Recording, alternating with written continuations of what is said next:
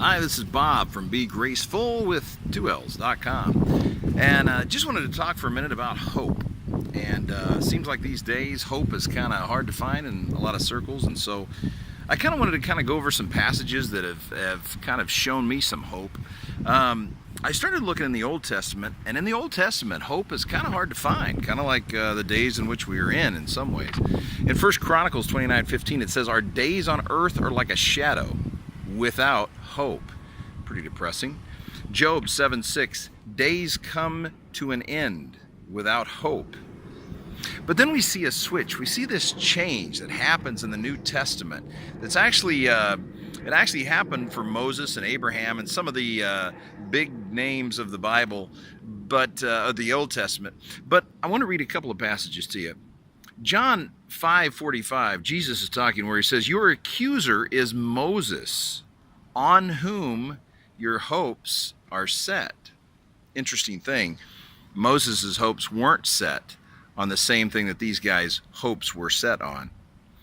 But he talked about their accuser being Moses, on whom they had set their hopes. They set their hopes on the law of Moses, and the law that was given.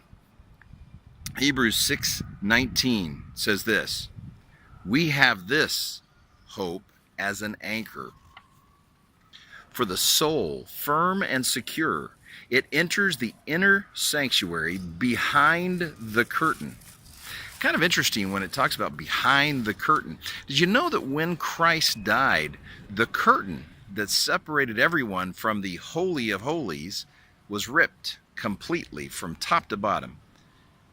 All of a sudden, an entryway was made. Something different, something changed with the death of Christ. Here's what I've learned about hope. Hope changed between the Old Testament and the New Testament. In the Old Testament, the hope was about the doing.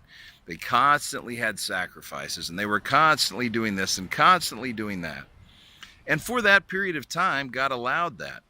However, true righteousness, we find, was based on faith.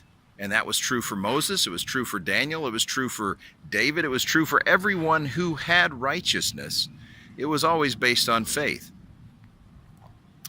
In the New Testament, it's about being. What does that look like? Well, I am a believer. I believe that what happened 2,000 years ago made me as righteous as I'll ever be. And that leads into the second thing. I want you to memorize this little phrase. Hope is best when hope is rest. You see, Christ put me at rest. The gift on the cross ended the need for more, and it put me at rest. It's called grace, and you can find out more about it by the link either there or somewhere around here that says "Let the Journey Begin," because that's a link that talks specifically about the law being gone. You're no longer under the law as soon as you believe that faith alone makes you righteous. The third thing I'll tell you about hope is this. You'll never create any hope other than the hope that is freely given by the divine source who is love beyond human understanding. And it's crucial that we get this. It's crucial that we understand this. A lot of people try and build hope in money. A lot of people try and build hope in security. They try and build hope in good times. They try and build hope in a lot of things. The only hope that I know lasts forever is the hope that is freely given and freely offered to you and me. Hope is the best when hope is at rest. And this will put you at rest.